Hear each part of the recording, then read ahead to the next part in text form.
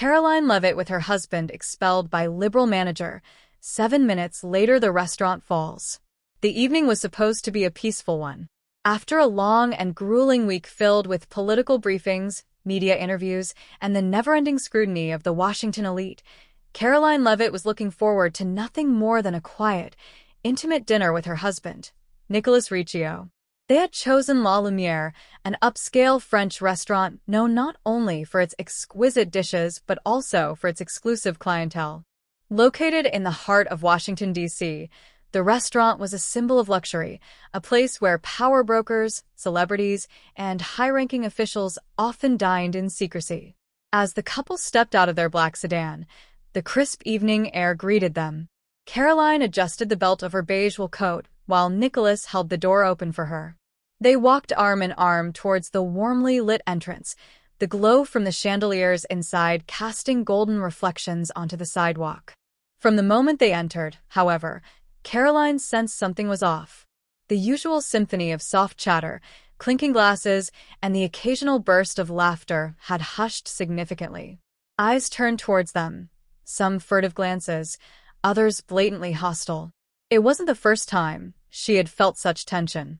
As a staunch conservative and the youngest ever White House press secretary, Karoline had faced her fair share of criticism from the liberal media and political opponents. But this time it was different. Nicholas noticed it too. He squeezed her hand gently, offering a reassuring smile. "It's just another night, Karoline. Let's not let politics ruin our dinner." She nodded, but as they approached the hostess stand, the tightness in her chest remained. "Good evening. Reservation for Leavitt," Karoline said with a polite smile, her voice calm and composed. The hostess, a young woman with dark curls pinned neatly behind her ears, hesitated before checking the list. But before she could respond, a tall, lean man with graying hair and a deep frown emerged from the back. Pierre Moreau, the restaurant's manager. He was known in D.C. circles not only for his impeccable taste in food but also for his unabashed political views. He stopped a few feet away from them, arms crossed, expression unreadable. "I'm sorry," Pierre began, his voice clipped and firm, "but we cannot accommodate you tonight." Karoline blinked. "We have a reservation. It was made 2 weeks ago." "Yes," Pierre acknowledged, "but we reserve the right to deny service to anyone we choose." A murmur spread through the restaurant. Some diners exchanged approving nods, while others shifted uncomfortably in their seats. Nicholas exhaled slowly, his patience clearly waning. "Are you saying you're refusing us service based on political beliefs?" he asked, his tone measured yet carrying an edge of incredulity. Pierre did not flinch.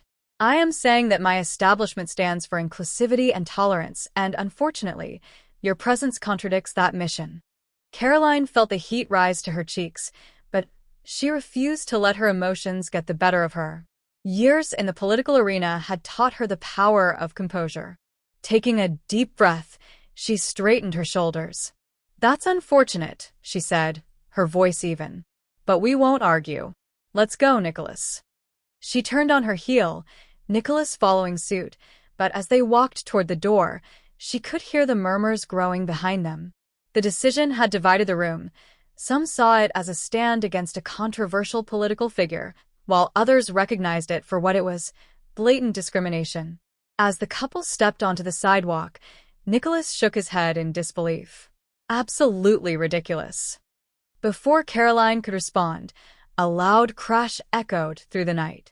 They turned just in time to witness something unimaginable. The facade of La Lumiere began to crumble. The elegant glass window shattered into 1,000 glistening shards. The ornate awning that had once proudly displayed the restaurant's name twisted violently before collapsing entirely. Screams erupted from within as patrons scrambled to safety. Within seconds, the entire front half of the building caved in, dust and debris filling the air like a storm. The street was chaos. People rushed out of neighboring establishments, some filming with their phones, others shouting in alarm. Emergency sirens blared in the distance. Nicholas instinctively pulled Karoline back, shielding her from the flying debris. They stood in stunned silence as firefighters and paramedics arrived, their flashing lights illuminating the wreckage. And then, through the settling dust, they saw him. Pierre Moreau. His once pristine suit was covered in dust and plaster, his face a mask of shock and disbelief. His eyes met Karoline's. The irony was not lost on her. Later that night, investigators confirmed the cause of the collapse.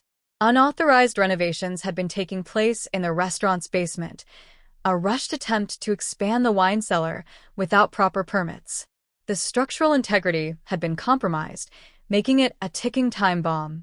It was a disaster waiting to happen, one that, by sheer coincidence, unfolded just minutes after Pierre had expelled Karoline and Nicholas from the premises. The next morning, the story dominated headlines across the nation. Restaurant that expelled White House press secretary collapses minutes later. Irony strikes. Political bias backfires on DC establishment. Karma? A restaurant's fall, literally and politically. Debates erupted across social media and news channels.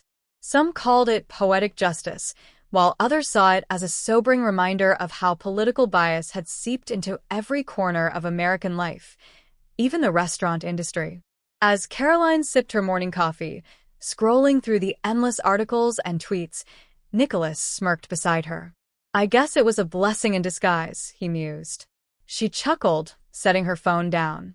If nothing else, it's proof that intolerance, in any form, always has consequences. Nicholas leaned back in his chair, watching her with admiration. And proof that sometimes, the universe has a wicked sense of timing. They clinked their coffee mugs together, sharing a quiet moment of triumph as the world continued to talk about the night that fate, and perhaps karma, made its own statement.